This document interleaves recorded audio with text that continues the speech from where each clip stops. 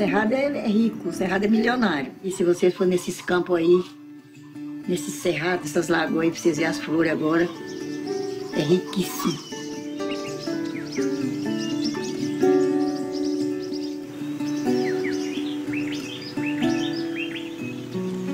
Através do Cerrado a gente tem a água, tem a vida, tem o sustento, tem tudo através do Cerrado.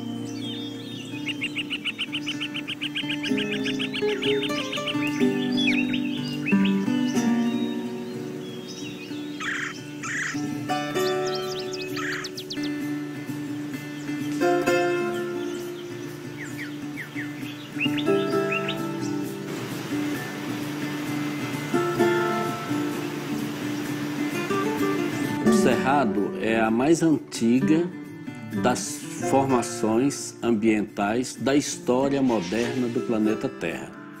O Cerrado se concretizou totalmente na sua formação global, com todos os seus ambientes, há 45 milhões de anos.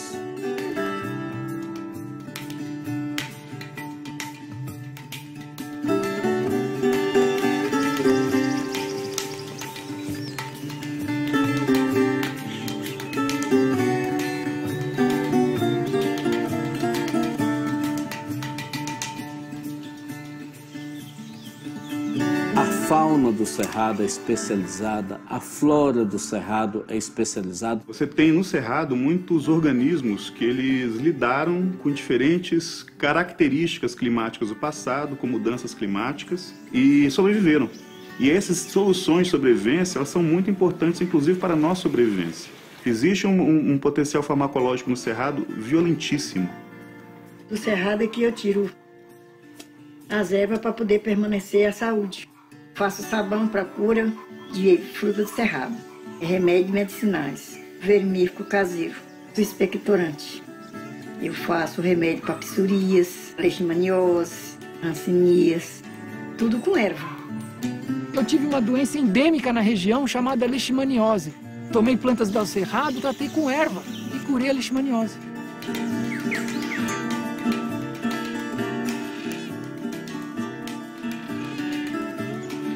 O Cerrado é uma matriz ambiental que se localiza nos chapadões centrais do Brasil, no qual existe a maior diversidade florística do mundo e existe também uma das grandes diversidades de animais do planeta Terra.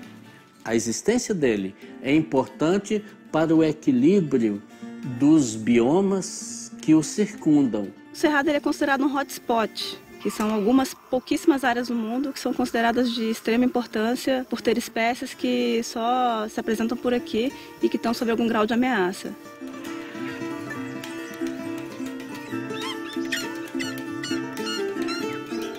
Canela de ema são plantas de crescimento super lento que podem viver mais de 1000 anos de idade. Então, um campo onde você vê muita canela de ema, nunca entrou um trator ali. Elas nasceram antes do trator ser inventado.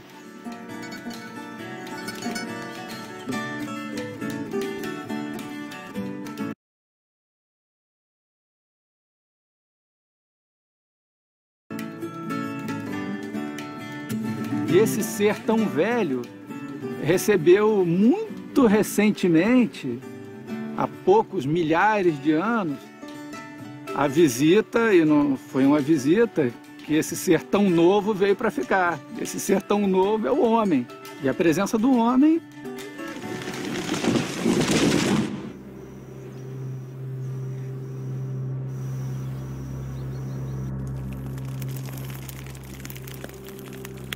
tem alterado dramaticamente a estrutura do cerrado, a sua cobertura e a sua vida.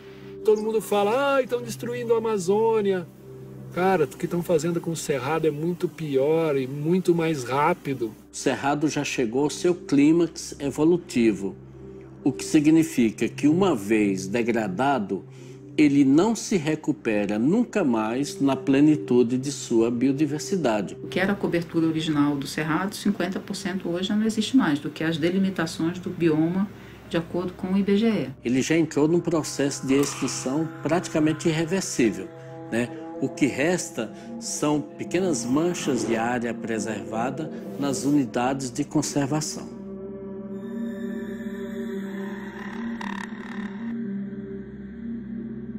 A APA de Pouso Alto, ela é a maior APA do estado de Goiás, tá? Ela tem 872 mil hectares, que é um dos últimos refúgios de cerrado em pé no país. Nós somos aqui o que sobrou do cerrado brasileiro. O que sobrou dessas terras que levaram milhões de anos para crescer e que foram destruídas no Goiás inteiro, no Mato Grosso inteiro, Minas Gerais inteiro, no Brasil inteiro.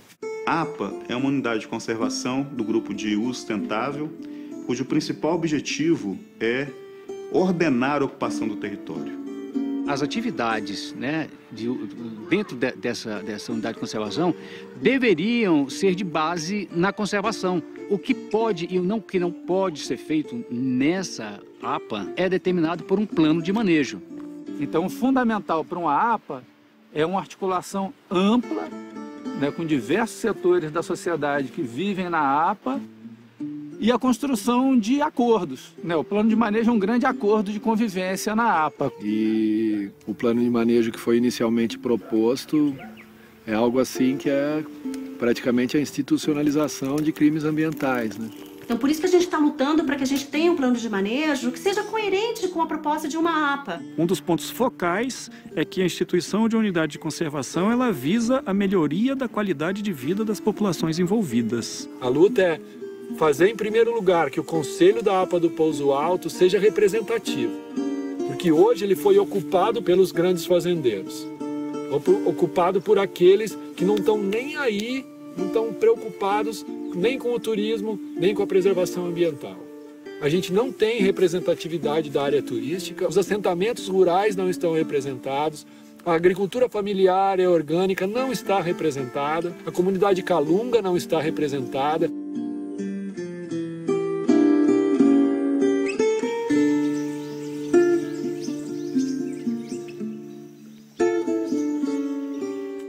O sítio histórico e patrimônio cultural Calunga é o Quilombo Calunga, que é o maior quilombo do Brasil, onde está no município de Cavalcante, Teresina e Monte Alegre.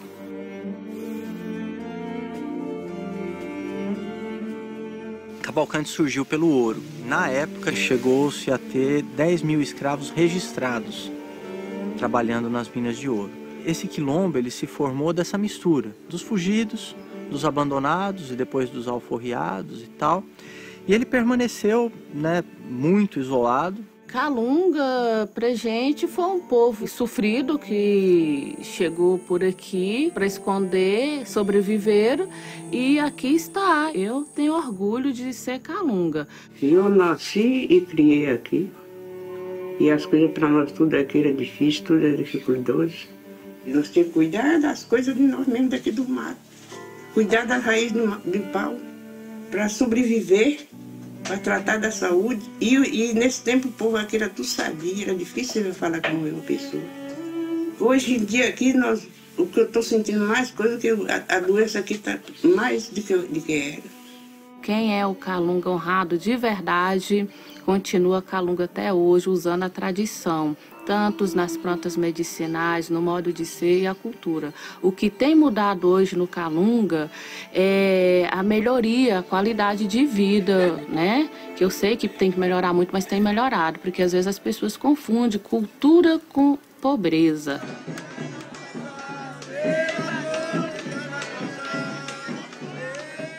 A gente tem que preservar sempre a cultura nossa e não a pobreza. Porque o calunga todo é sofrido. Do jeito que melhorar, eu quero que todo melhore.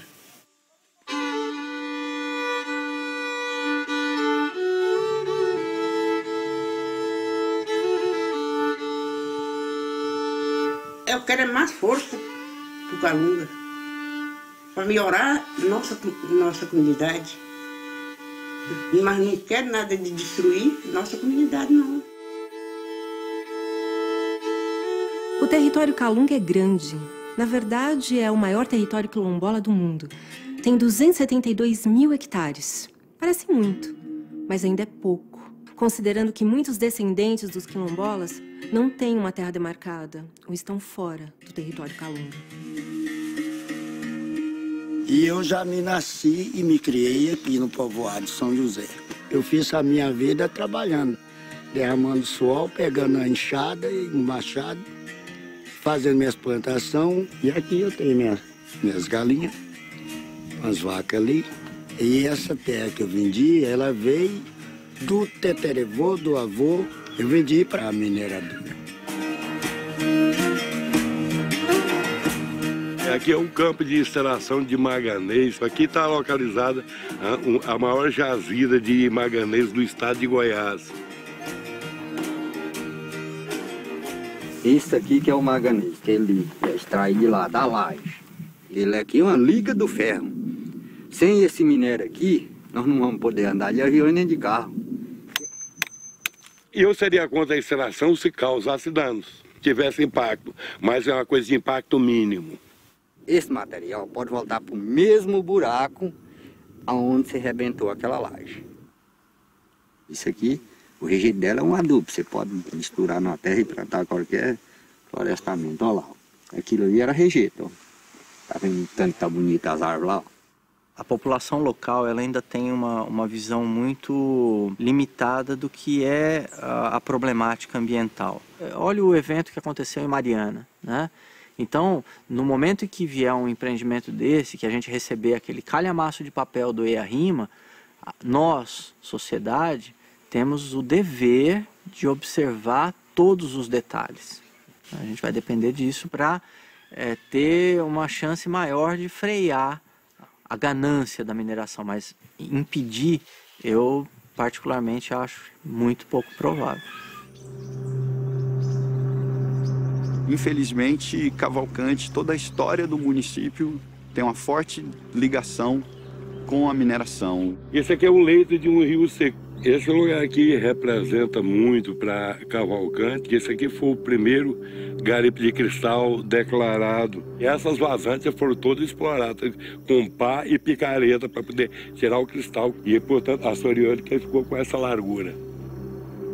Tem uma mineradora lá dentro da cidade, né, que eu acho que não é bom para ninguém. Essa é uma herança de séculos de mineração que tiraram toneladas de ouro daqui, foram embora com esse ouro, o município continua carente e ficou com um córrego maravilhoso desse, poluído com mercúrio.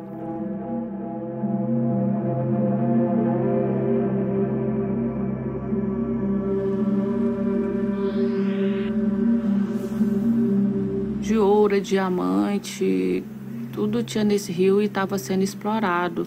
Tinha as balsas ali e dentro dessas pessoas não ficava nada para a comunidade. Uma mineradora vai vir aqui, vai destruir tudo, vai arrancar toda a riqueza, deixando aqui só o estrago. Cavalcante tem 300 anos de mineração, é um município extremamente pobre até hoje ainda, né? Quem está comprando está ganhando bilhões. E quem está tirando aqui isso, quase sendo escravizado e ajudando a estragar a natureza, está à beira da miséria ou abaixo da linha da miséria. Então não é justo.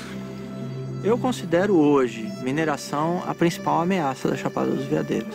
A mineração, nessa porção. Minha opinião sobre os mineradores aqui no nosso território minha opinião é não logo, devido às coisas ruins que fica pra gente, porque ainda está preservado, mas se continuar assim, eu não sei o que vai ser. O povo garimpou um bocado aí, depois a polícia veio e tirou eles e nós achou que foi bom. Se o povo garimpou pra lá, garimpou aí, para não ter, intoxicou a água do Paraná.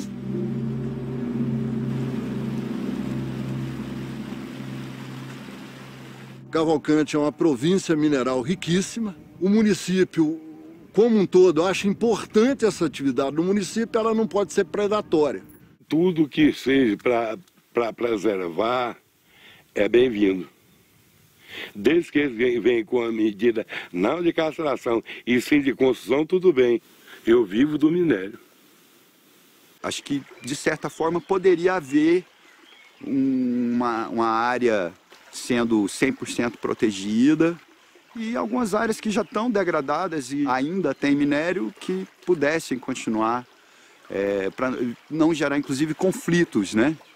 O que nós precisamos é minerar com responsabilidade ambiental, responsabilidade social e tudo mais. Apesar do potencial minerário do município de Cavalcante, o setor que mais emprega e mais gera renda no município hoje, muito mais do que minerador, é turismo.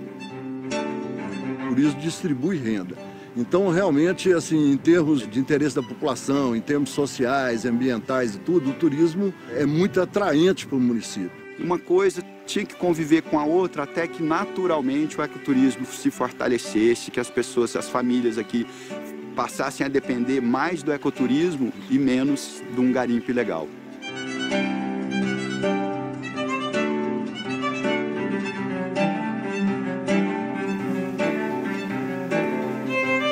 Os calungas presentes na natureza, eles não vendem para ninguém.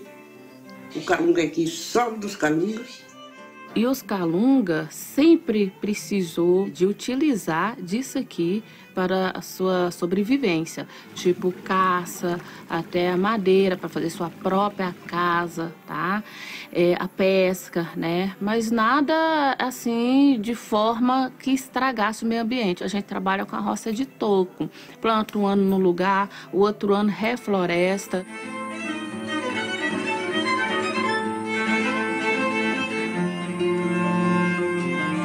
A gente planta de 5 a 6 anos seguidos. Aí depois a gente deixa essa roça e faz outra roça em outro mato. Daqui 6 anos, este broto aqui, ó, depois que deixa a roça, ele já vai estar nessa espessura, já pode fazer outra roça novamente. Dá para você ver o tanto que já regenerou a mata. 1 ano até 5 anos já está o mato igualmente essa outra parte aqui, ó. E isso que a gente faz é passado de geração em geração. E esse tipo de terra aqui é terra de cultura, é produto mesmo orgânico nativo da terra, não precisa colocar nada de químico. São sementes crioulas, são sementes centenárias que a gente utiliza a cada ano e sempre renovando esse tipo de semente. É o qual nós alimentamos a nossa família, né? E para os vizinhos também. Aqui não tem nada de trator e nem veneno. Aqui a gente planta aí, dá por conta própria aí. Tudo é daqui, é feijão, arroz, milho para dar galinha, couro. Meu pai me ensinou eu trabalhar desse jeito. Essa aqui, desse maduro aqui, assim, é minha. Ali já é de outro dono, ali já é outro dono. Acolá já é outro dono. Aí tem milhares de donos aqui, dentro desse local. Nós que plantou.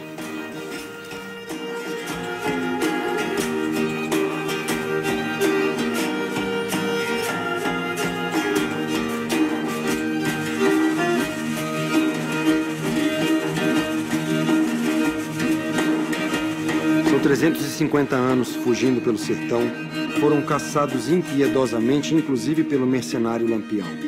Depois de tanta injustiça, questionar o direito territorial quilombola é racismo. Comendo raiz de pau, resistiram e resistem, até hoje. É a África, no coração do Brasil.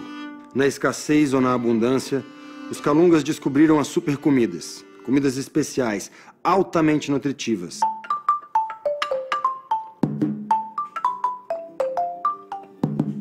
Todo o alimento do cerrado, quando você come ele além de nutrir, ele te cura, ele tem o poder de curar, ele trabalha seu organismo. Quando eu cheguei ao Alto Paraíso, eu comecei a trabalhar em alguns lugares e comecei a observar o tanto de fruta que estava sendo desperdiçado. Eu comecei a pesquisar um pouco o cerrado, junto com os calungas, vendo, né, o potencial, que eles tiravam óleo de coco, tiravam farinha. Eu consegui desenvolver alguns doces, né, algumas geleias. O jatobá, eu vi que ele seria o ideal para fazer um café, um cappuccino, né? Então, ele dá para fazer mingau, ele dá para fazer emulsificante de sorvete, ele dá para fazer cremes, bolos, pães. Além de ter uma nutrição top, extremamente boa e limpa, você protege o meio quando você utiliza esse recurso. Então eles têm uma extração totalmente sustentável, aonde vai gerar essa renda, porque até então eles achavam que eles têm muita riqueza. Poxa, mas quem que vai querer comprar o buriti? O que é que vai fazer com o buriti? Esse aqui é o buriti, dá para fazer suco, dá para fazer risoto, dá para fazer creme, sorvete. Esse é um biscoito de buriti, farinha de coquinajá. E dentro é uma Nutella de goiabada com cacau. A gente tenta fazer esse resgate para que isso se mantenha, para que o cerrado sobreviva, para que as pessoas vejam o cerrado de outra forma, o que ele pode trazer em nosso benefício, para que nossos filhos e nossos netos possam conhecer o buriti, o baru, o piqui, porque isso também é cultura, entendeu?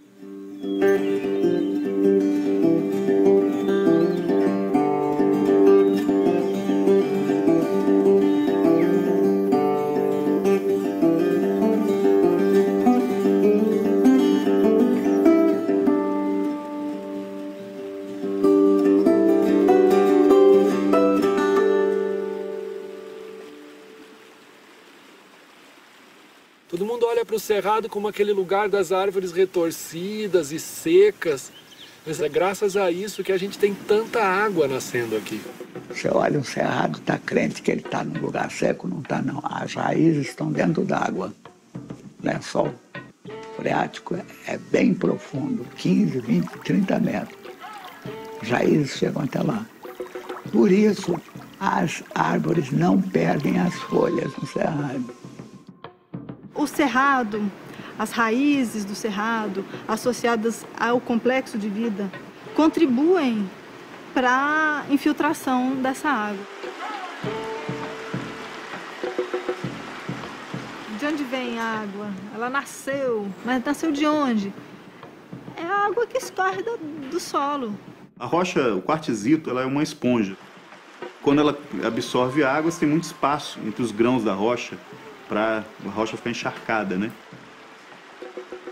Você tem esse relevo desses chapadões com solo muito profundo. Então esse solo é como se fosse, você aumentou o tamanho dessa caixa d'água.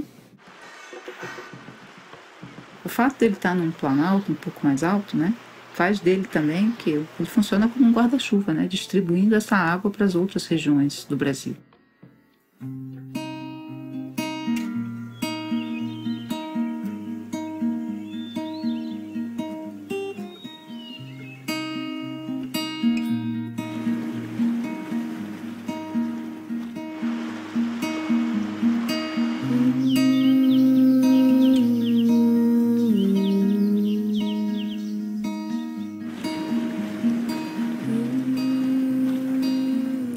Água.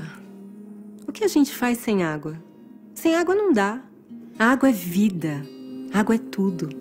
Brasília, a capital do país, está secando. Já está faltando água. E em breve vai ter muito parlamentar da Asa Norte tomando banho de canequinha. Para eles tudo bem, porque eles ficam em Brasília de terça a quinta. Mas e a população? Como é que vai ser isso? Um caos. Uma tristeza. E será que assim as pessoas vão querer saber do Cerrado? Brasília sempre teve água, porque ao seu redor morava um sertão velho, berço das águas. E agora, não mora mais. Cerrado é velho senhor. Ser tão velho, ignorado como um idoso que todos já consideram gagá. Não querem ver, não querem ouvir, não é problema meu. O que parece é que ninguém liga pro Cerrado. Não dá para ignorar sem água na torneira. Dá?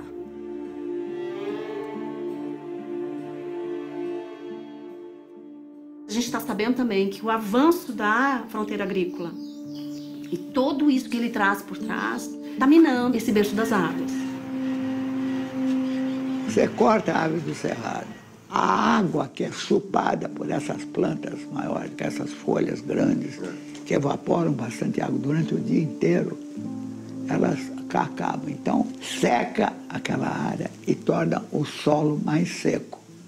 O ciclo hidrológico não é só uma função de quanto de chuva que está caindo, mas também qual é o sistema que está recebendo essa precipitação. Então, quando você tira um sistema que tem raízes profundas, que tem uma cobertura bastante diversificada, para um sistema mais simples e que é também um grande consumidor de água, você diminui a capacidade de recarga e a capacidade de afloramento depois dessa água nos cursos de água. Que isso daí é uma das lendas que surgiram aqui, eu não sei qual engenheiro agrônomo que saiu com essa afirmação. Então eu não tenho dúvida nenhuma, eu tenho segurança bastante para dizer que esse balanço hídrico aí, ele é favorável para as áreas de agricultura usando hoje as técnicas que nós usamos. A vegetação exótica, ela não absorve a água da chuva como a vegetação nativa do cerrado. Ela só absorve aquela quantidade de água suficiente para a sua sobrevivência. Por isso que a área de recarga dos aquíferos não existe mais na região do cerrado. A única coisa que segura a água é floresta nativa. Então, quanto mais desmatarmos o cerrado, menos águas nós vamos ter. No mínimo, 10 rios de médio porte desaparecem por ano no cerrado.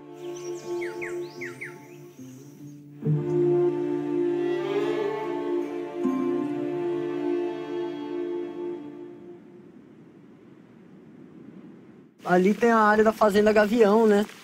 Que é um dos maiores latifúndios aqui do estado de Goiás. A Fazenda Gavião é um latifúndio que fica colado na cerca do Parque Nacional da Chapada dos Veadeiros. Só no ano de 2016, o órgão governamental de fiscalização, o Instituto Chico Mendes, esteve 3 vezes na área e encontrou coisas inaceitáveis. Foram 4 autuações. Toda essa área era um cerrado em pé, bonito e tal, e a gente vê vários descampados que passaram o correntão recentemente. Né? O correntão são 2 tratores com uma corrente gigante que vai levando tudo que está em pé. E passaram esse correntão para fazer o cultivo da soja transgênica. E essa fazenda, existem denúncias muito evidentes de que pertence ao pai do governador do estado de Goiás. Fazenda Gavião, né? Isso. O pai do governador arrendou aqui para plantar? Tá. Tá arrendado O seu Ferreira, né? Faz uma perímetro. Ele está plantando aquela área lá. Plantando um pouco. Aí essa região aqui ele comprou umas 5 fazendas. 5 fazendas? Tudo para mexer com soja? Soja, nada. O que você acha que esses asfaltos estão saindo aí? Não é à toa, não. Tem muito piquezeiro derrubado, fizeram um cemitério de piquezeiros lá, gigantes assim. O piquezeiro é protegido por lei. De piqui centenário, empilhado assim, tudo empilhado. A raiz estilhaçada, a marca da corrente, que foi no correntão, ainda cabe 2 multas por danificar a PP, de 2 códigos. E você acha que o pessoal da Fazenda Gavião, por exemplo, agora vai parar com o negócio do desmatamento legal lá? Eu não sei quem é essa fazenda. Você não sabe essa fazenda? Eu não tenho esses detalhes todos. Dizem que a fazenda é do seu pai, tá no nome do seu pai, sua peneirinha. Eu não sei. Meu pai tem uma fazenda aqui perto, no município de Colinas. Mas eu não sei como é que ela chama também, não. Se é isso, não é.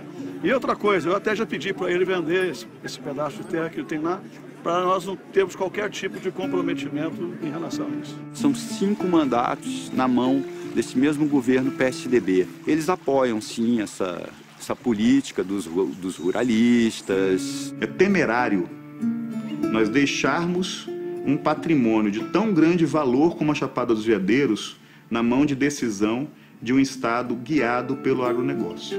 Estão destruindo um meio ambiente, um ecossistema para sempre.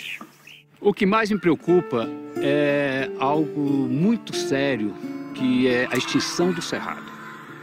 Uma área plana, uma área de solo profundo, uma área que tem toda uma vocação para a agricultura. Eu tenho possibilidade de abrir novas áreas? É moralmente justificável a gente continuar fazendo esse tipo de coisa, sabendo que vai ter consequências no futuro e não mudar nossa maneira de lidar com a terra, de lidar com a conservação, de lidar com o futuro? Que dinheiro que paga isso? A diversidade não tem preço. Mas ainda assim, ela é vendida, destruída para sempre. Eu preservo, eu sou penalizado.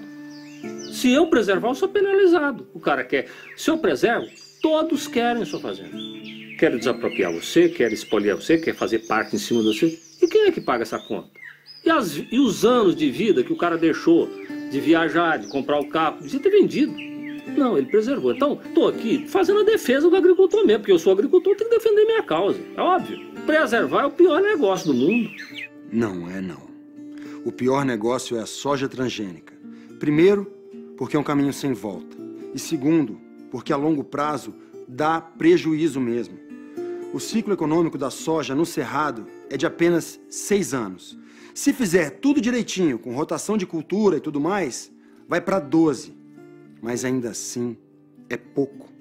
À medida em que a produtividade diminui, o fazendeiro vai só rolando as dívidas. Os contratos com as multinacionais do agronegócio são duradouros.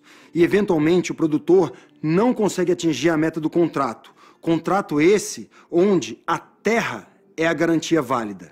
Dizem que o Marçal perdeu parte das terras dele. Na verdade, eu não perdi terra alguma. Porque eu sei usar bem os tribunais.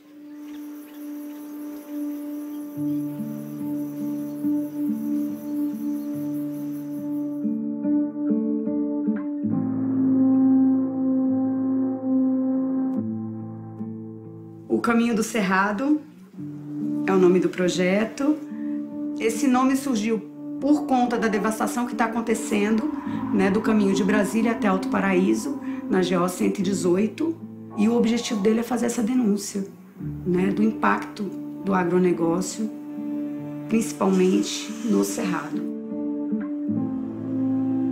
O corpo nu é a nossa pureza mesmo, né, a nossa fragilidade, naquela imensidão de plantação, assim, da devastação que está acontecendo. Cerrado, a savana com maior biodiversidade do planeta. O horizonte inteiro é soja. Inteiro, olha que incoerência.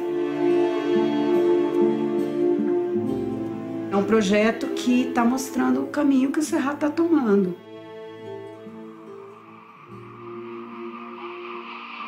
Um silêncio,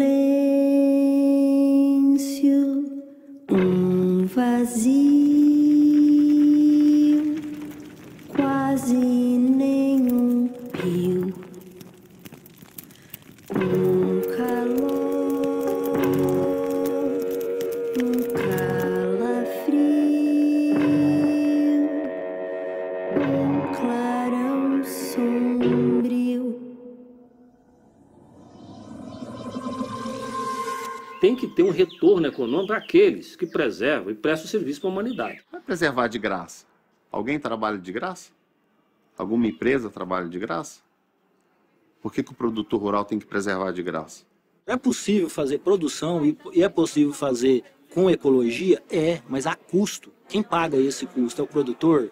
Uma região que tem muito pouca área propícia à agricultura, certo? E pecuária, ela certamente vai crescer em cima das áreas de pastagem e muitas vezes a pessoa vai abrir mão das áreas de cerrado. Principalmente se um dia nós tivermos um pagamento por serviço ambiental eficiente e que remunere para que a pessoa pense 2 vezes antes da conversão de novas áreas. Pagamento, né? Mas esse cara aí, o Leonardo Ribeiro, não pensou 2 vezes antes de abrir uma nova área. Mesmo já tendo 600 hectares de soja, mesmo já tendo lucrado 11 milhões em 1 ano, de acordo com ele mesmo. E desmatou muito. E bem no Rio dos Couros, área vizinha do Parque Nacional. Dinheiro por serviços ambientais ajuda, é verdade. Mas o problema é outro. É espiritual. A ganância. Homens ocos, homens loucos, grandes vândalos. O Código Florestal Brasileiro permite a devastação de 80% de uma área privada no Cerrado. 80%. Tudo isso. E 85% do Cerrado está em áreas privadas, ou seja, áreas de fazendeiros. Então, o Cerrado está desprotegido. Aves, árvores no chão, dor no coração. A grande cultura que expande hoje no Cerrado é a soja. Ela ocupa aí 90% de toda a expansão da agricultura nos últimos 15 anos. No Cerrado, o risco de desmatamento nas próximas décadas é da ordem de 40 milhões de hectares, respeitando o Código Florestal. Cortou o Cerrado.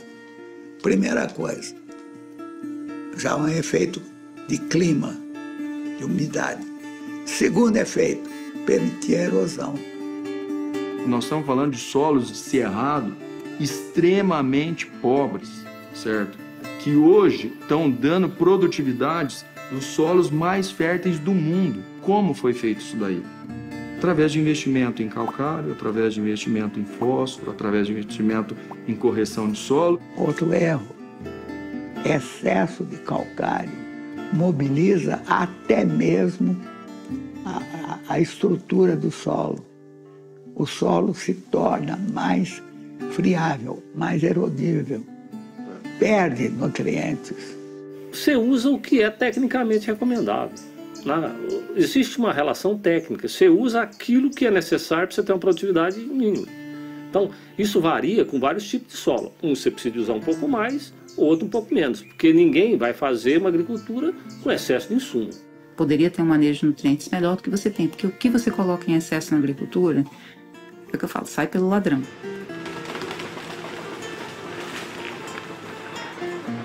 E no caso de fósforo e nitrogênio, ou você contamina a atmosfera com gás de efeito estufa,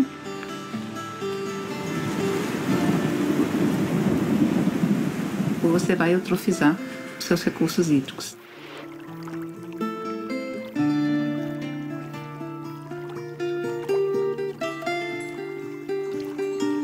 Passo arado, joga calcário para corrigir a acidez ou joga adubo para aumentar a fertilidade, você alterou as condições de solo. Aquelas plantas que existiam ali não vão conseguir existir mais, vão desaparecer. Por isso a gente diz que o cerrado está em vias de extinção. E mesmo se você conseguir produzir essas espécies em viveiro, você vai plantar onde? Não existe local para você fazer o que se chama de revitalização, porque a área aonde vai receber essa planta já foi totalmente modificada.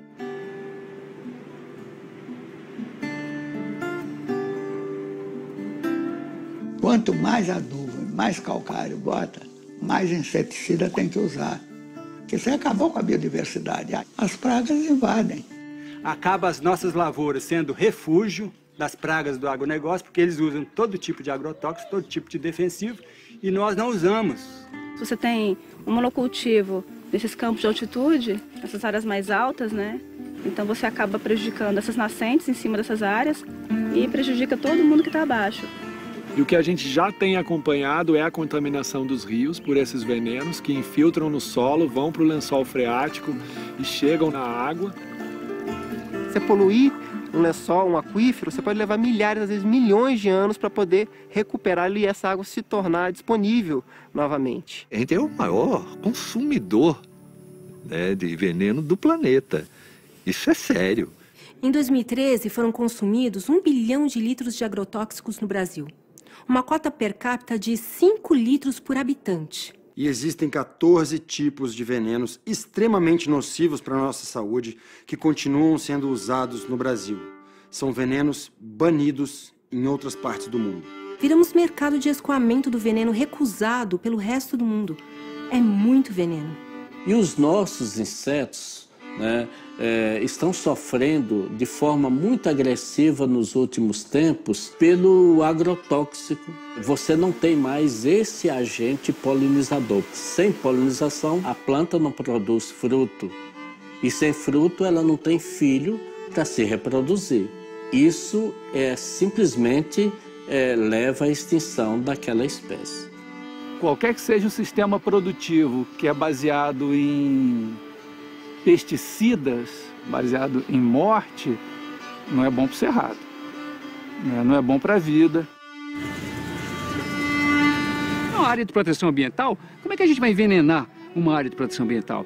Então não é esse modelo de desenvolvimento que a gente quer. A gente quer um desenvolvimento com base na conservação. O plano de manejo pode vir restringir a aplicação de agrotóxicos por pulverização aérea. O plano de manejo ele pode vir trazer a proibição de uso de transgênicos na região. Então, sem essa proteção e sem a consciência da importância, né, dessas áreas, do berço das águas, a gente realmente vai acabar presenciando ainda na nossa geração a extinção do cerrado. E isso compromete as águas nacionais, porque o cerrado como um todo, ele é responsável em média de 75% da vazão das principais bacias do país. Uma bacia em particular tem 97% de suas águas provenientes do cerrado. A bacia do Rio São Francisco. De Minas ao Nordeste, o Rio da Integração Nacional está secando, morrendo. Mas quem liga? Eu ligo. Se esse ser tão velho, cerrado, berço das águas, continuar desprotegido, ele pode virar o túmulo das águas. E se você ainda tem dúvidas de que o Brasil precisa de uma lei para proteger o cerrado, pense no velho Chico, o São Francisco, que abastece 14 milhões de pessoas e é a esperança de um pouco de água para o povo nordestino. Você acha que a gente está exagerando? Veja Sobradinho, está operando com 3% de sua capacidade. Mas e quando essa água acabar? Climate Wars. Refugiados do clima. Já ouviu falar? Há quem diga que o sertão nordestino já foi exuberante, com florestas e rios abundantes. Mas por que então hoje ele é assim? Foi a degradação do cerrado, da caatinga e da mata atlântica para plantar cana. A cana se acabou, o solo se acabou, a água se acabou. Um povo sem memória está sem história, sem informação. E não consegue se defender, não consegue levantar a cabeça e mudar. Água é vida, água é tudo. Ela está dentro do nosso corpo e ainda assim, ela é vista como simples mercadoria.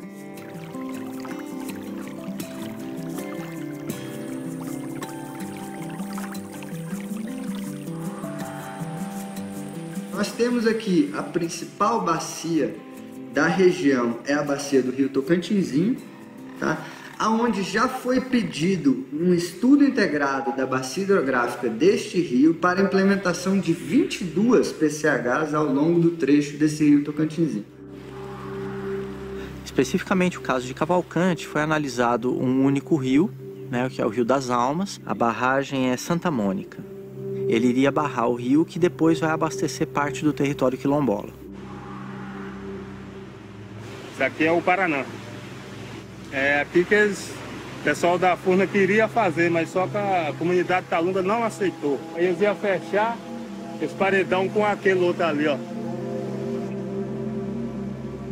O impacto desses empreendimentos na região, ele é baseado em 3 pilares. O ambiental, que é óbvio. Ele muda um rio que é corredeira para um estado parado. Isso aí a gente já perde a principal espécie ameaçada nossa, que é o pato-mergulhão. O pato-mergulhão é a espécie mais ameaçada das Américas. Ontem nós temos entre 175 a 225 indivíduos no mundo todo. Ele é uma espécie que utiliza ambientes de águas cristalinas, oxigenadas. Ele tem um senso visual acurado para se alimentar de peixes. E certamente a construção de PCHs muda totalmente a configuração do ambiente onde ele vive. Uma das grandes mentiras contadas é que hidrelétrica é um modelo energético limpo. Não é. Os reservatórios viram verdadeiras fábricas de gás de efeito estufa, inclusive metano, né? Que é produzido com a decomposição da vegetação nesses ambientes sem oxigênio. E não é renovável, porque depois que acabou a hidrelétrica, o que é que você faz? Você reconstrói o rio? É uma intervenção irreversível. Pelo aspecto social, porque a presença de vários homens operários impacta nosso sistema social, nosso sistema de saúde, nosso sistema de educação. Ligados a esse problema de qualidade de vida, né? De falta de atendimento, hospital que não funciona, que não tem água potável, né? Problema de segurança, violência.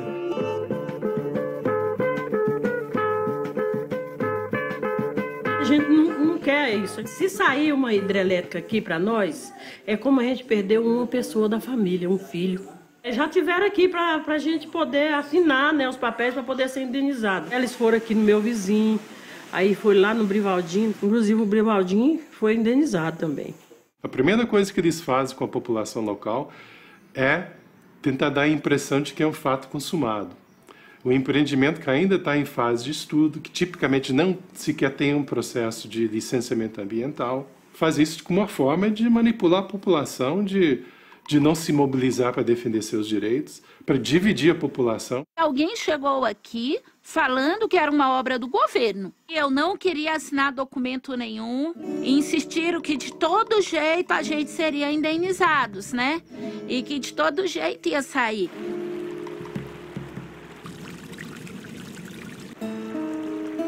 E também no aspecto econômico, porque nossa economia depende do ecoturismo, que busca uma região que tem cachoeiras preservadas, que tem a sua água pura. Hoje o rio, para mim, é o meu viver, porque eu realmente dependo de pessoas que vêm visitar o rio, que passam por ele para nadar, para mergulhar. E o peixe ia sumir, né?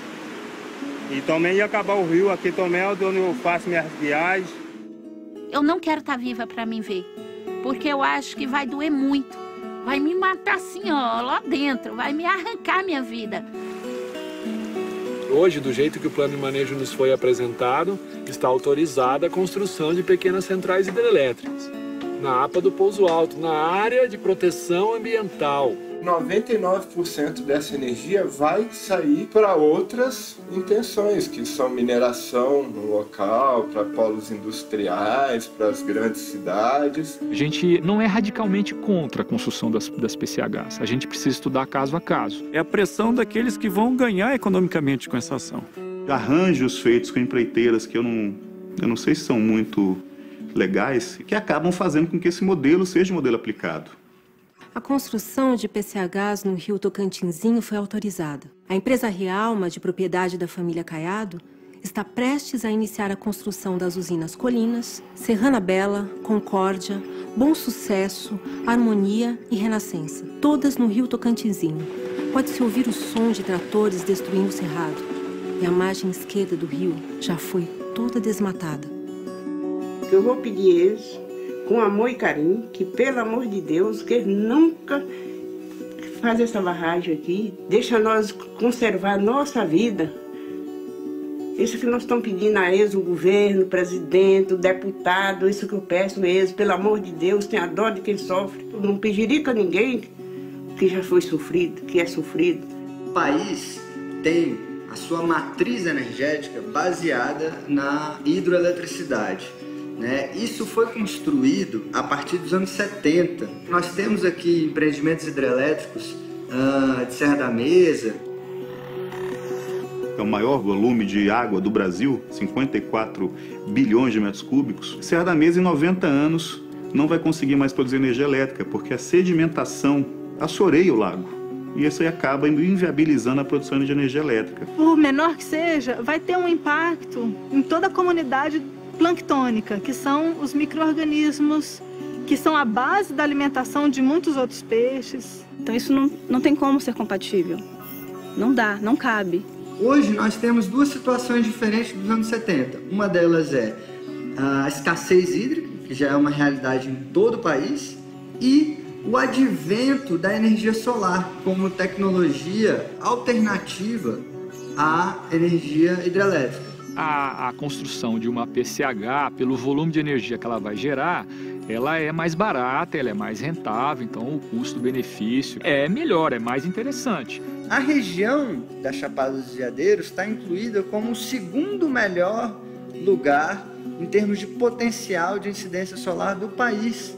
Nós temos uma estação seca que são 6 meses do ano de sol pleno, de 6 da manhã às 6 da tarde. Então nós temos como rejeitar esse empreendimento, dando uma solução para a matriz energética, que é a energia solar.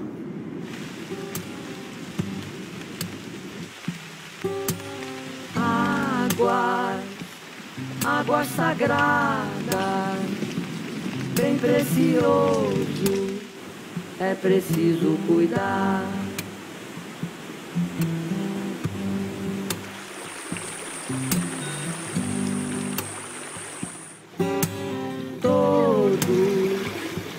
seres viventes dependem da água para sobreviver.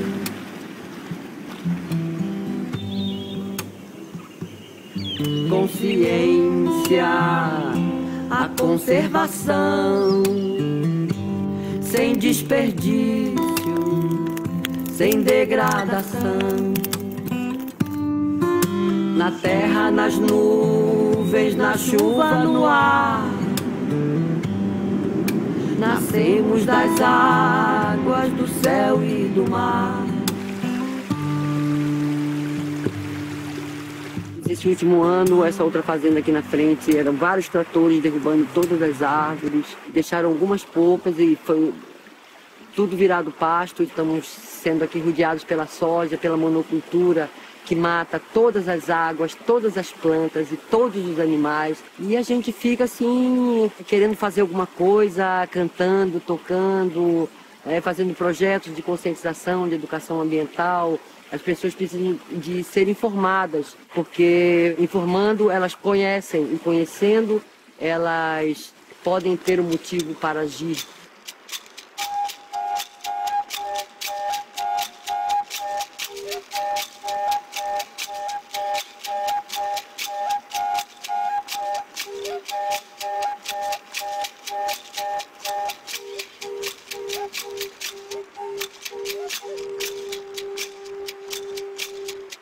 É um momento muito especial criar essa nova região chamada Matopiba.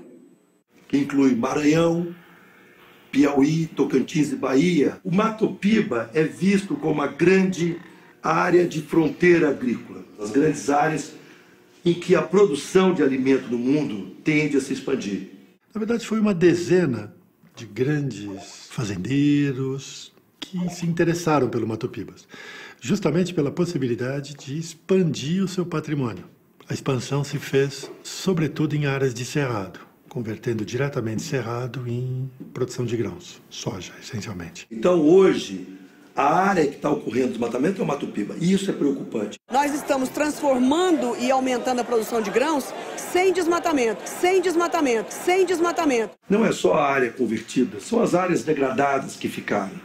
São populações marginalizadas. E ele é um senhor também. Ele é um senhor também. Olha como vocês estão carregando a mulher. Ei, não existe não, irmão. Me sentindo muito triste. Estou me sentindo muito triste de uma injustiça dessa. Para mim, ser saída daqui a força bruta por causa de fazendeiro aí. Dizer que é dono do mundo sem ser. Hoje a gente planta 80 mil hectares, são 10 mil hectares de milho safrinha, 65 mil hectares de soja, 3 mil hectares de milho safra normal e 12 mil hectares de algodão. Para o futuro é parar, né? Onde tiver que expandir, a gente vai mais para o norte ainda. Se chegar no mar, a gente tem que parar, né? Então a gente está vendo hoje um processo de concentração fundiária, que não era comum. Você fala, o cara tem 5 mil, 10 mil, 20 mil hectares de terra. Hoje isso está virando algo comum, né? No Matopiba, poucos têm muito.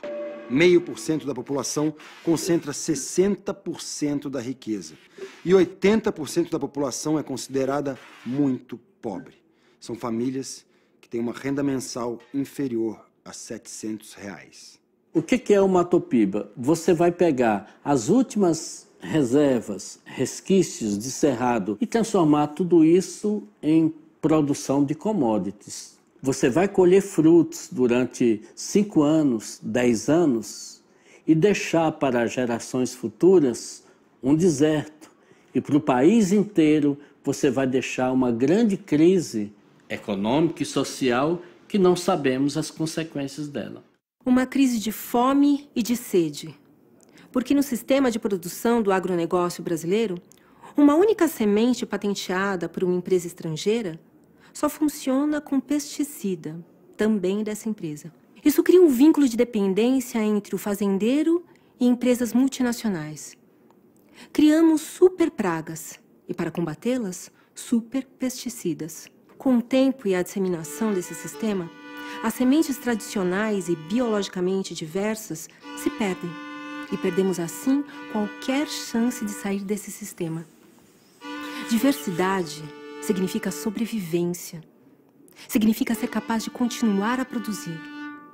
Por isso, falar em crise de fome não é exagero.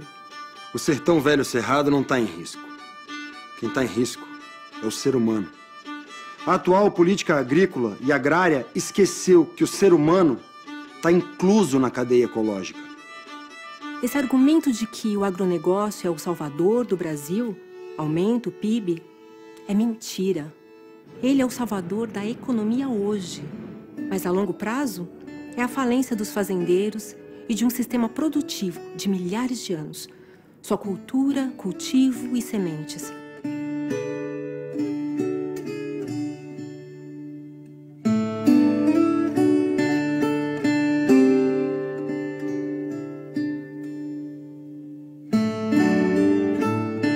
Você pega a soja brasileira e exporta para a China, né? A China não está comprando a poluição que a gente jogou nos nossos cursos de água. A gente não está exportando grão, a gente está exportando água, a gente está exportando biodiversidade, a gente está exportando solo. Que sentido faz a gente destruir o cerrado brasileiro para alimentar a vaca na China? E com essa falácia, com essa inverdade de que é para acabar com a fome no mundo. Desenvolvimento, sim. Nós queremos produção. A gente precisa comer, mas queremos uma produção sem agrotóxico. Nós queremos uma produção orgânica.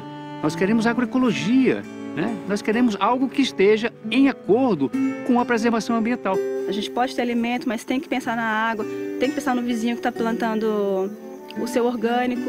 É isso que a gente vem discutindo no plano de manejo da APA do Pouso Alto. É da gente ter atividades compatíveis. A maioria dos agricultores familiares estão dentro da APA, que ele vai ter que preservar e ele tem a necessidade de produzir e sobreviver. Só que o agronegócio pressiona de todas as formas. Isso já é motivo de algumas pessoas estar deixando o trabalho da agricultura familiar, tá indo para outras fazendas trabalhar de empregado ou indo para a cidade. Os filhos não veem perspectiva de continuar porque é uma pressão muito grande para eles sair. Como que pode meia dúzia de agricultores grandes sobreviver e 5 mil agricultores familiares tem na Chapada? 5 mil agricultores familiares. Vai ficar aí eternamente dependente só de salário, de viver empregado e deixando o salário não poder trabalhar na sua área de terra. O avanço da agricultura, ela é um avanço necessário.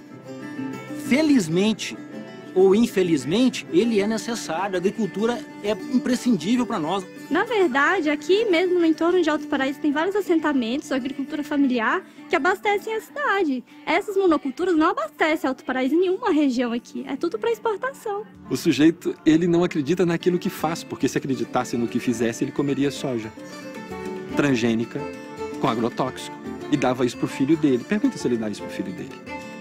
Produtores familiares produzem muito mais alimento, com muito mais qualidade. Que tem na mesa brasileira, que as verduras, legumes, esses pequenos produtos, vêm da agricultura familiar.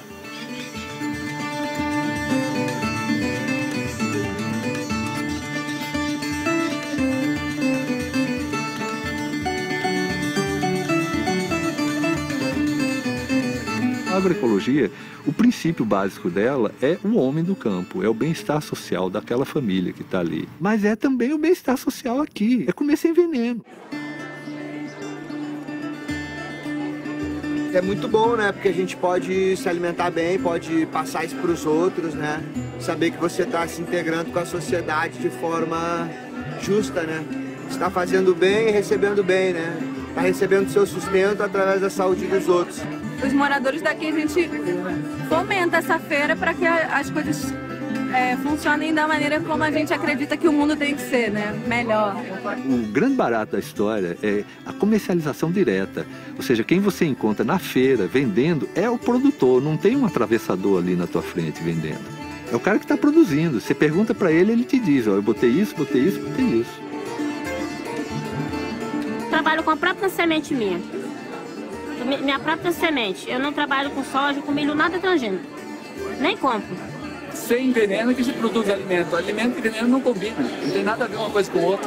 Começaram com essa história de veneno na década de 60. Né? Antes disso, a gente produzia muito bem sem veneno. Cenoura, rabanete, rúcula, a serralha, que é nativa. A gente tira tudo daqui da hortinha, ó. É a rúcula, a mostarda, a couve, o coentro, o alho. Tem aqui um pé de boldo, esse aqui é pé de mandioca, isso aqui é um pé de romã, essas coisas. Até o feijão a gente planta. Pé de couve, né? Ali tá os mamão, tomate, tá tudo aí na ecologia aí, né? Pé de coco, uma caúba que tem a fruta, lá embaixo tá o buriti. Daqui mais uns 30 dias isso aqui vai estar tudo cheio, né? Aqui são as plantinhas pequenas, né? De tempero. Aqui é uma parreira de pitaia que eu estou fazendo, né? Então elas estão subindo, né? Pimenta, por baixo pimenta, para aproveitar o espaço, né? Tudo sem inseticida, tá? Ali puro, tá? Toda a agricultura tem impacto, mas ela pode ter, inclusive, impacto positivo. É possível produzir em grande escala de forma orgânica? É. Inclusive com grande biodiversidade também. O sistema orgânico ela é muito mais eficiente economicamente. Em muitas culturas, feijão, soja, nós conseguimos chegar a uma produtividade próxima do convencional e temos um rendimento de produção equivalente. Como ir para o orgânico se você não tem uma transição? Então nós temos a parte de produção integrada, aonde incorpora sistemas técnicos convencionais com sistemas orgânicos, aonde tem um meio termo. Viver de floresta, produzir alimentos na floresta, com floresta, posso mostrar que funciona. O ser humano podia se reconciliar com o planeta, por termos desligado da vida no planeta, achando que nós somos os inteligentes e não vendo que somos parte de um sistema inteligente. Trabalhar para criarmos áreas de inclusão permanente e não áreas de proteção permanente do ser humano. O que se vê com o crescimento de agrofloresta é o renascimento da natureza, é a reestruturação do solo para ele ganhar uma vida própria e ganhar em vida útil, produzindo alimentos para N gerações. O agricultor familiar, o pequeno agricultor, ele não quer acabar com sua água. Ele não quer acabar com sua mata. Ele quer preservar porque ele pretende continuar ali. E quando a gente estuda agrofloresta, permacultura, quando você vai aprender com a agroecologia, com a agricultura orgânica, com a agricultura familiar, eu me arrepio para falar. Porque quando você aprende essas coisas, que você se sente parte verdadeira da natureza, cara. E se nós somos agricultor agroecológico ou orgânico, a gente produz de tudo um pouco. Por exemplo, hoje eu faço açúcar mascavo aqui na seca. Quando chegar a época da chuva, eu tenho muita manga, muita goiaba, então eu deveria fazer doce de goiaba, ou as polpas de goiaba, né? Ou de outras frutas, né? Aquela uso mais tradicional, ou mais típico, ou mais regional, diferentes fontes de alimento, isso é um seguro que a gente tem para situações adversas, né? Isso é fruto de uma longa história de coexistência com o meio ambiente.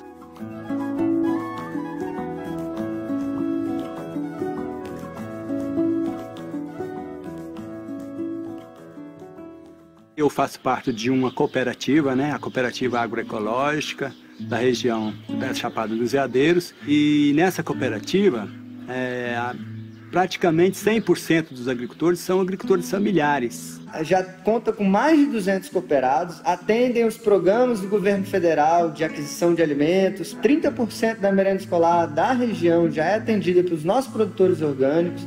São pequenas produções, né? As escolas têm uma necessidade muito grande dessa alimentação. É uma alimentação natural, né? A gente prima por uma alimentação orgânica. E aí, na escola, quem que come? É os filhos deles. Eles mesmos.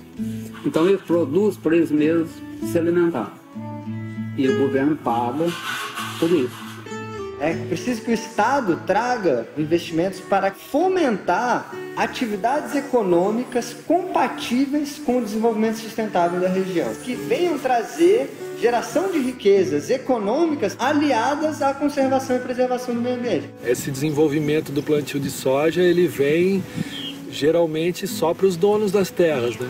A mão de obra é muito pequena que se utiliza, são poucos funcionários que precisam. A produção de soja não é uma cultura que emprega muito, não? Muito pelo contrário, a expansão da soja, o que ela gera é uma saída das pessoas do campo. O que a gente acredita que traz desenvolvimento são os empregos que não só tragam dividendos, mas que preservem a natureza dessa região, né? Que inclua a família, que faça as crianças que crescem aqui amarem esse lugar.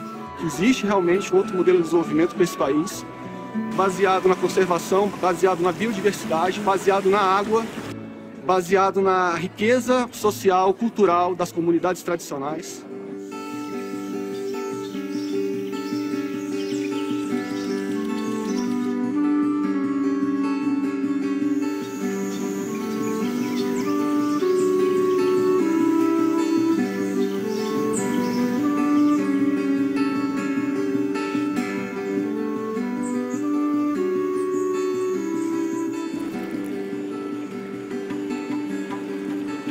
Aqui a gente tem uma pequena amostra do Cerrado, Parque Nacional da Chapada dos Veadeiros, que é onde nós estamos aqui agora.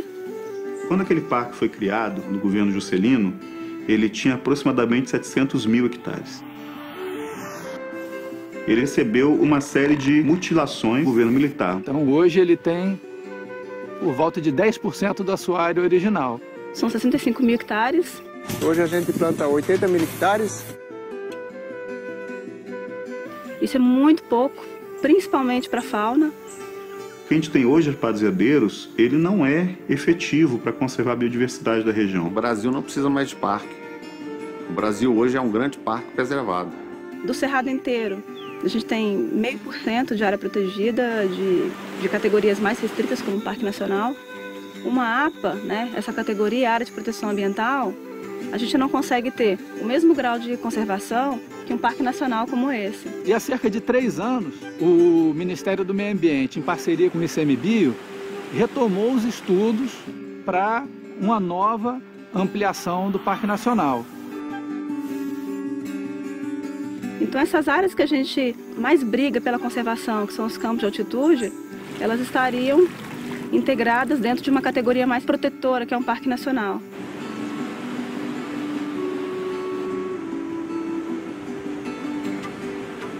Nós já temos também um documento formal do Estado, que o governador autoriza a criação do parque, e nós iremos assinar. Nós vamos ser surpreendidos agora com alguém dizendo, olha, agora sua propriedade não é mais sua. O Brasil requereu e você vai receber quando Deus quiser. O Parque Nacional foi criado há 60 anos atrás, até hoje tem gente que não foi indenizado. Eles primeiro têm que olhar a situação do parque atual e ver como é que vão fazer com o novo parque. Um parque como esse, que está tendo problemas na sua criação, por causa dos poucos proprietários, é bom que se diga, não são muitos, da ampliação do parque, são poucas propriedades. Nós vamos tentar, sim, resolver da melhor maneira possível. Até hoje a gente correu atrás de preservar e da nossa fazenda. Agora nós vamos correr atrás do nosso processo e do dinheiro que ela vale. Eles têm direito, a terra é deles, eu não estou querendo que não seja pago. Eu acho que eles merecem o preço justo.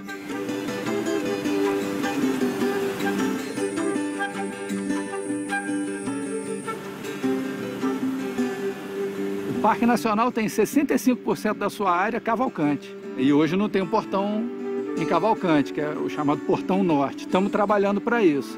E com a abertura desse portão, a gente espera que o parque passe a ser efetivamente um instrumento de integração regional. Para o setor turístico, isso vai ser um grande potencial de geração de emprego, de geração de oportunidades, porque você vai criar novos serviços. É fundamental receber os cidadãos do Brasil e do mundo aqui no Parque Nacional e na Chapada. É fundamental que as pessoas vivenciem essa complexidade.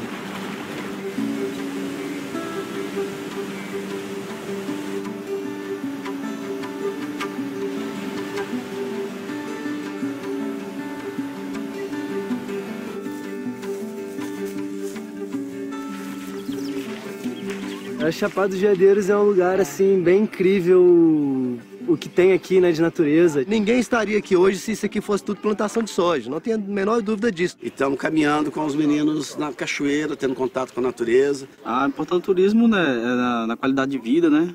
Isso é muito importante na preservação do meio ambiente.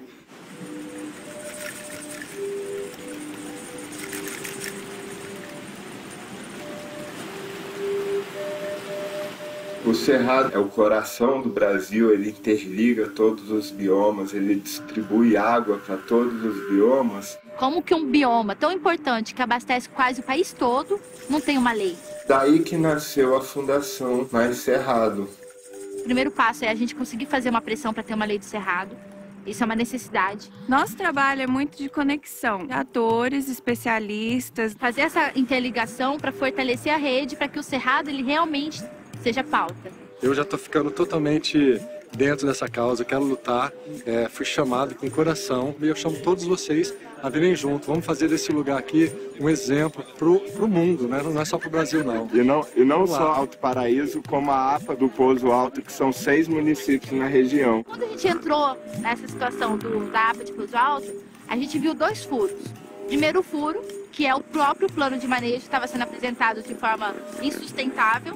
O segundo furo, e que pra gente da Fundação foi uma das coisas que a gente entrou em ação com o Ministério Público, é a falta de representatividades dentro do Conselho. A sociedade civil fez uma mobilização muito forte, muito importante, da qual fez necessária a readequação dos estudos para o plano de manejo para uma proposta que seja mais coerente com os interesses de preservação da região. Cerrado em pé, é o que a gente quer! Cerrado em pé, é o que a gente quer! May all the beings in all the worlds be happy and be free.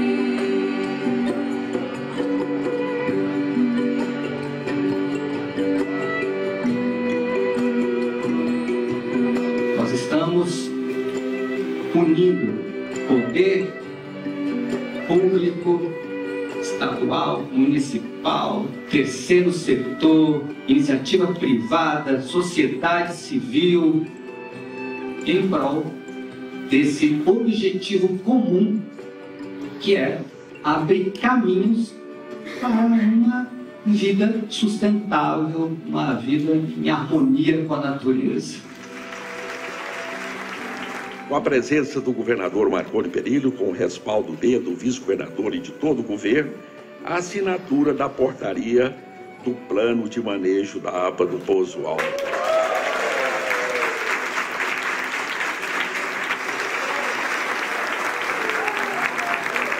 Nós estamos hoje somando esforços, né? Estamos assinando acordos de cooperação, né, para realmente colocar em prática do plano de manejo, né, que foi tão sonhado, que foi tão desejado por todos. Do ponto de vista de discussão e de encontrar caminhos dentro da sustentabilidade, esse plano de manejo é um marco. Houveram vitórias, houveram sem dúvida. Todas as nascentes da APA vão ter aumento de suas APPs de 30 para 100 metros. Os principais rios da região também vão ter suas APPs aumentadas. Essa faixa de mata, de proteção, ela é importante para os recursos hídricos, para a biodiversidade. Tem espaço para monocultura de soja também, mas não em toda parte. E há áreas intangíveis, onde não é possível qualquer intervenção humana. É preciso que todos se conscientizem da importância da preservação do meio ambiente.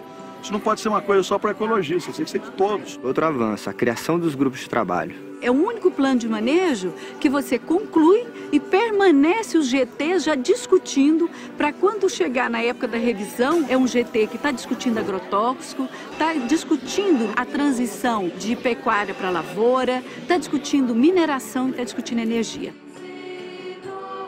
A gente já tinha sido acordado que não haveria PCHs. Então eu queria saber da senhora se a senhora pode garantir que não vai haver PCHs, porque parece que o texto que foi homologado não é o que tinha sido discutido. Aquele texto que nós aprovamos juntos, ele está lá. Apesar de toda a discussão e concordância sobre o tema das hidrelétricas, o parágrafo 4, que impedia que elas ocorressem, não foi publicado. Que foi publicado no plano de manejo, todos os conselheiros, de forma unânime, aprovaram o texto como está. Com relação ao PCH especificamente, teve 2 pontos que eu reconheço que foram conflitantes. O grupo de trabalho vai trazer o que vai ser feito no futuro. O grupo de trabalho não é isento. Esse é Bernardo Caiado. Sua família é dona da empresa Rialma, a empresa que pretende construir as barragens na Chapada dos Veadeiros. Os mesmos que compraram as terras do Brivaldinho e da Marina. Caiado se auto-indicou como coordenador do grupo de trabalho e conseguiu a aprovação de uma resolução que não só autoriza a construção das barragens na APA, mas as incentiva. No apagar das luzes de um conselho viciado, partidário, Bernardo Caiado conseguiu avançar com os planos de sua família. Muito provavelmente, as hidrelétricas no Rio Tocantinzinho irão ocorrer. No Rio Paraná e no Rio Almas. Da questão, por exemplo, do Bernardo Caiado, né? Ele não é morador. Por que ele é um conselheiro? Pode isso? Eu prefiro não comentar, porque é uma questão bem delicada que já está sendo tratada. Infelizmente, nós não tivemos, como havia sido previsto, a assinatura do decreto com a nova... Infelizmente, nós não tivemos, como havia sido previsto, a assinatura do decreto com a nova composição do Conselho. O Conselho é um palco de discussão, de abertura de assuntos para a gente chegar, de preferência, em um consenso, em uma negociação, para que a gente possa resolver os problemas da APA do Pouso Alto. O atual Conselho ele é completamente comprometido com os interesses da agricultura industrial.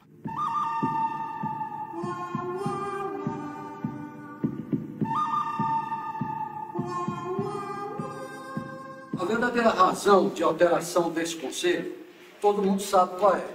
O seu setor ambientalista argumentando de que era minoria. Fundação Cultural Paulo Marques e Comunidade Quilombola, esses atores aí que estão colocados, alguns deles têm que ver com a Comunidade Quilombola não está aqui dentro. Por força de lei, os assentados, os quilombolas precisam entrar. Continua. De repente muda-se uma regra sem a gente estar... Sem ter sido consultado. Então nós estamos fazendo um papel de parado. Não foi 2 anos nos setores que se diz. Para mudar o conselho? 2 anos. Se eles Vamos votar, vamos votar porque esse conselho é assimétrico. A votação é corrigir. É exatamente isso que a gente quer corrigir, essa assimetria. E que o que o senhor disse que tem que ser, porque são 15 a seu favor. É isso que a gente quer mudar. A gente quer diversidade. Mas 2 anos que os cidadãos reivindicam suas cadeiras, 2 anos. O atual Conselho da APA tem 29 cadeiras, das quais 2 não estão ocupadas e apenas 5 têm algum compromisso com o meio ambiente. Todas as representatividades têm que ter voz dentro do Conselho. Isso é democrático. É uma questão de você conseguir ter um olhar de todos que moram dentro da Chapada. A proposta de alteração do Conselho da APA cria representatividade a importantes setores que integram o território, como turismo, assentados da reforma agrária, quilombolas e pesquisadores. Quem que vai falar pelo Calunga se não ele mesmo, né? Quem que vai falar pelo agricultor familiar se não eles mesmos? A gente tem que manter a paridade, a igualdade de representação. Poder público e sociedade civil, somente. Não existe outra forma de paridade em que se queira igualar, por exemplo, o setor produtivo com o setor ambiental. O SNUC ele dá uma demonstração clara dos principais segmentos que é desejável compor o conselho. Não existe garantia de mudança de composição. É opcional? Não é opcional. Está na lei, é obrigatório. É fundamental o cumprimento da legislação. A participação plural da sociedade é obrigatória. Eu vou determinar uma ação imediata do ICMBio em cima desse caso concreto.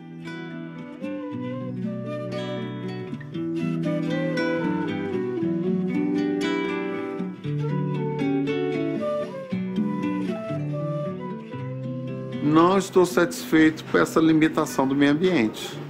Ela vem engessando muito o desenvolvimento de certas áreas, de certos setores, como o setor do agronegócio, como o setor da mineração, da produção de energia.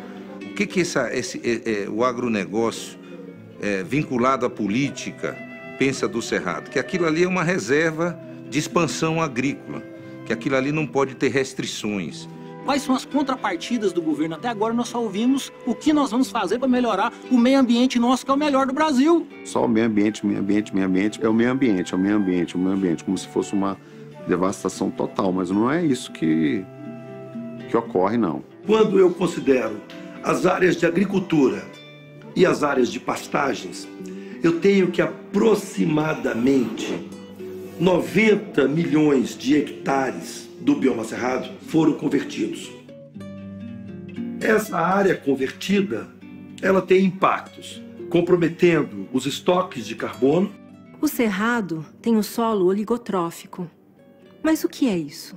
Solo oligotrófico é o solo que carece de nutrientes básicos. E isso é importante porque as plantas do cerrado retiram do ar o seu alimento. E qual é o alimento dessas plantas? O CO2, limpando com isso a atmosfera e impedindo cada vez mais o avanço do efeito estufa. A maneira como se dá o balanço de radiação, o balanço de energia e as trocas entre superfície e atmosfera foram profundamente alteradas.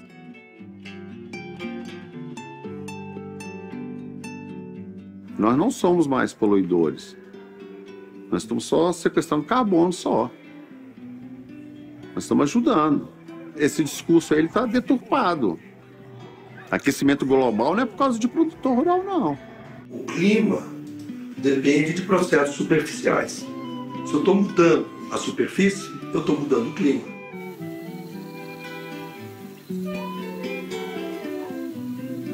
Tem um falso dilema que foi plantado no Brasil de que produção agrícola e conservação são inimigos, são antagônicos. Isso é uma inverdade. Se você olhar a situação da pecuária, que é digamos, a atividade que ocupou mais território, ela convive com números de produtividade assim extremamente baixos. Então o Brasil tem grandes condições de melhorar sua performance na pecuária e liberar, disponibilizar espaço para poder expandir as outras culturas. Tudo isso num ambiente de conservação. Sustentabilidade talvez pudesse ser traduzida como viabilidade, como aquilo que de fato é possível na atual conjuntura. É um outro modelo que o mundo exige hoje, simplesmente porque é a viabilidade de um futuro. O amanhã só existirá se existir para todos. Não existe amanhã para um, existe amanhã para todos. Nós estamos todos no mesmo barco.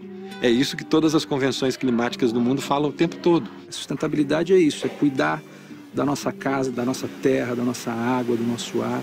O caminho não é combater o agronegócio, o caminho é fortalecer os outros meios de valorizar a cultura, de valorizar o cerrado, de valorizar o povo que aqui mora, como a agroecologia, agricultura orgânica, o turismo é fundamental.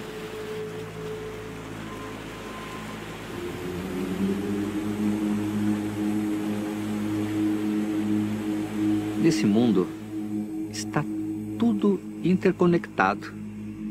Existe uma interdependência entre absolutamente tudo que é vivo. A água, ela é viva. Então, justamente, o espírito da água é uma manifestação da grande mãe universal. E que nós realmente estamos desrespeitando, porque não estamos vendo, porque não estamos sentindo. Então a gente não percebe a vida que está nas árvores, que está nos rios, que está nas pedras. A gente não percebe que tem vida. Nós estamos nos destruindo sem saber que estamos nos destruindo. Tamanha é a nossa desconexão com a realidade maior da vida, daquilo que de fato somos, daquilo que é esse jogo aqui nesse mundo.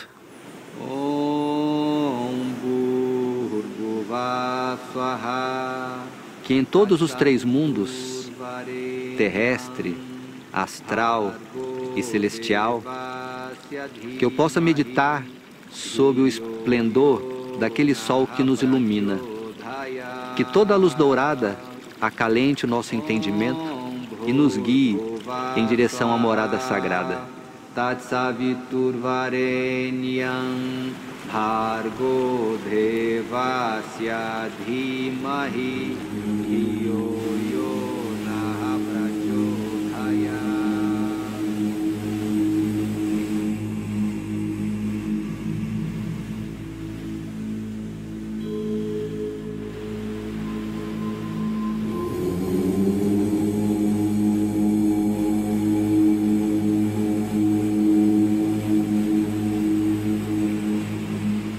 país com maior potencial para a exploração do turismo de natureza no mundo é o Brasil.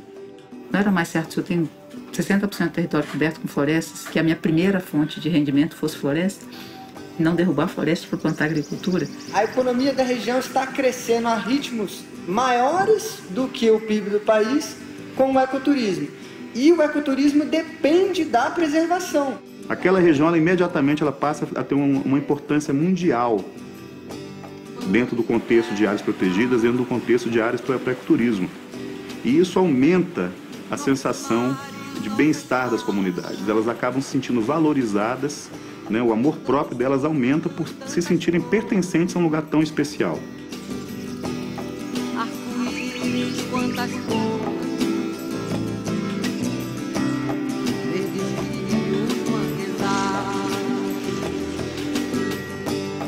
mãe terra, planeta, mãe terra, planeta, mãe terra precisa ajuda. Aqui é o encontro do São Miguel com o Tocantinzinho. Isso aqui é uma maravilha, é um paraíso. O pessoal ama isso aqui.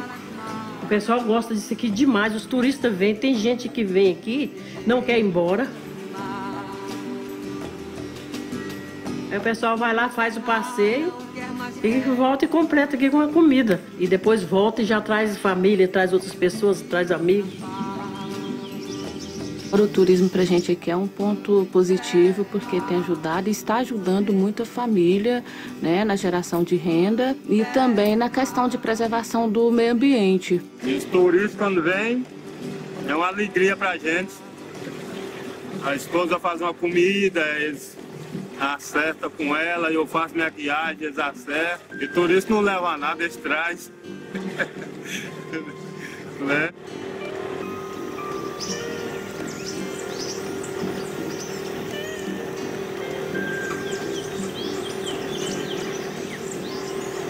Quando você pode aliar a visitação a um ambiente natural, preservado, você vai e visita uma comunidade quilombola, você vai comer uma comida preparada por eles, plantada por eles. O turismo ele tem o poder da transformação para essa comunidade local.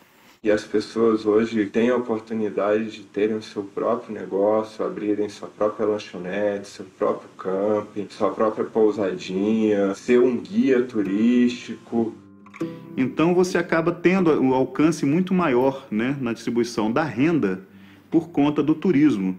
E especialmente quando você fala de ecoturista, né? O turista que costuma visitar áreas protegidas, ele tem um perfil diferenciado, porque ele valoriza o que tem de importante na localidade. Ele quer aprender sobre a história do local, a história geológica, a história ecológica, a história social. Ele acha importante experimentar produtos locais, ele acha importante conhecer manifestações culturais locais, artesanato local. E tudo isso acaba criando uma maior possibilidade de distribuição de renda. É um benefício socioambiental, né? Porque são pessoas que às vezes tinham que depender de estar retirando algo da natureza para a sua sobrevivência, que hoje já vivem conduzindo visitantes de ecoturismo e acabam trabalhando também como monitores aí dos impactos socioambientais da visitação. Ou seja, o ecoturismo ele deve ser priorizado como atividade compatível para a região.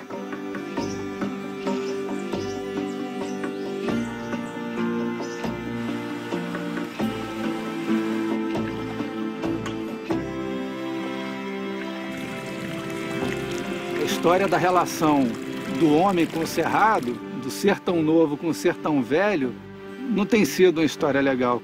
Mas a gente espera que a gente passe a cuidar do cerrado e entender que o cerrado é complexo e é cheio de vida e que a vida merece ser cuidada e merece continuar aqui.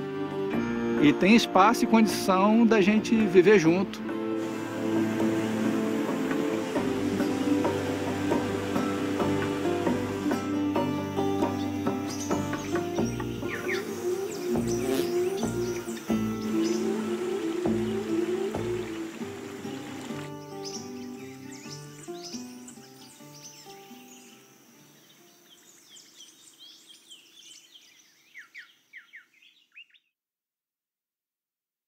Contrariando a lei, o governador de Goiás, Marconi Perillo, não decretou a mudança do conselho da APA do Pouso Alto. E pior, ignorando todos os estudos apresentados, ele propôs um novo limite para a ampliação do Parque Nacional da Chapada dos Veadeiros, transformando a área de conservação em um queijo suíço.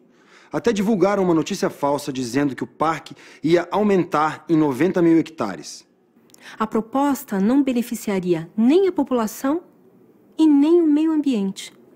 A Fundação Mais Cerrado e outras instituições fizeram muita pressão e o Instituto Chico Mendes não aceitou a proposta do governo goiano. E essa assinatura do presidente, ela está demorando porque o governo do estado de Goiás resolveu interferir nesse processo. Mas, Sarney, o governo do estado de Goiás trouxe uma proposta que veio através do Vilmar Rocha e a proposta, de acordo com ele, veio através da demanda de alguns fazendeiros da FAEG e do Leonardo Ribeiro, que é um fazendeiro específico que a gente conhece.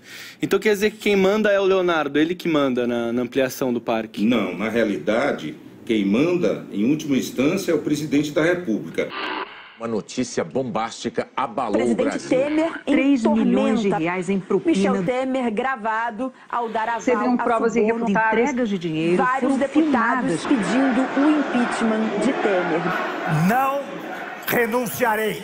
Temer foi alvo de dezenas de manifestantes pedindo respeito à democracia, aos direitos humanos, aos indígenas e contra o afrouxamento no combate ao desmatamento da Amazônia. Amanhã recomeça o julgamento da ação que pede a cassação da chapa Dilma Temer. Os ministros do TSE vão decidir se houve abuso de poder político e econômico por parte da chapa.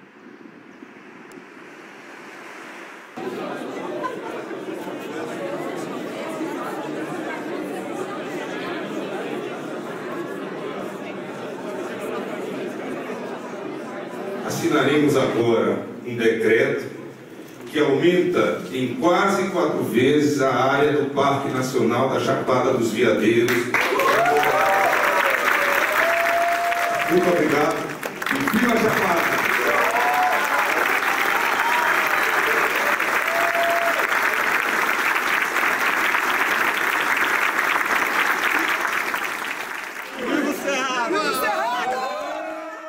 Milagre! Ampliação do parque saiu como queríamos, baseado em estudos e não na vontade de empresários. Mas esse parque que está no papel tem que ser implementado e a gente vai cobrar, porque o sertão velho, cerrado, está cada dia menor, mais fraco e mais seco. E, infelizmente, algumas pessoas ficaram muito insatisfeitas com essa ampliação do parque e estão tacando fogo no cerrado, causando mais destruição ainda na Chapada dos Veadeiros. Criminosos os incêndios que devastam o Parque Nacional da Chapada dos É um dano Veadeiros, irreparável. em Goiás. Está tudo queimado. Um cenário assustador. Criminosos estão pondo fogo na mata como represália à ampliação. São criminosos, pessoas que colocam fogo. O cerrado continua em chamas. Brigadistas apagam um incêndio e logo aparece. Incêndio criminoso.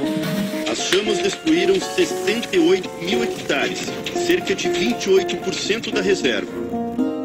Sou um dos brigadistas voluntários aqui na Chapada dos Veadeiros, que há mais de 10 dias luta contra o fogo em todas as direções.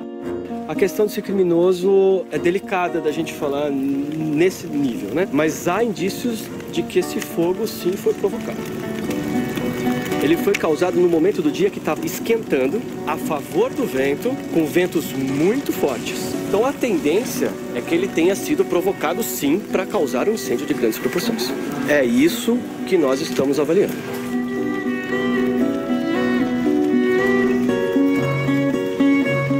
Essa operação é a maior operação de combate a incêndio que o Brasil já teve na sua história. Nós somos cerca de 200 pessoas já em campo, alguns na logística, outros preparando alimentos, outros como brigadistas mesmo apagando os incêndios. Então isso trouxe uma união gigantesca para esse grupo que só se fortalece.